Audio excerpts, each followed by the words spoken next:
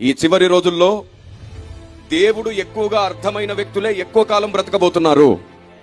ఆమేన్. అయితే ఇందులో ఒక చిన్న క్లాజ్ ఉంది. దేవుడు నీకు ఎక్కువ అర్థమైతే సరిపోదు. నువ్వు ఎవరిని అవమానించకుండా, బాధ పెట్టకుండా, తృణీకరించకుండా ఉండాలి.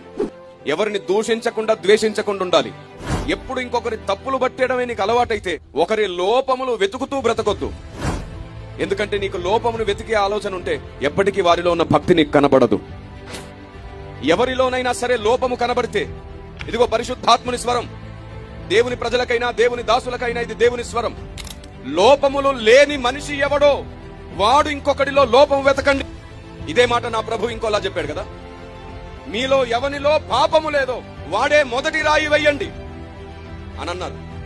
ఇదిగో WCM దానికి అనుకూలంగానే ఒక స్లోగన్ ఇస్తుంది. మీలో లోపములు ఎవరిలో లేవో వారే ఇంకొకరి లోపాలు వెతకండి. లేదా ప్రతి వాడు తన తన లోపములను సరి చేసుకుంటూ అందరూ క్రీస్తుని ఎదుర్కొనే లోపు సరి చేయబడండి. మిమ్మల్ని మీరు కట్టుకోండి. మీరు విశ్వసించు అతి పరిశుద్ధమైన దాని మీద మిమ్మల్ని మీరు కట్టుకోండి.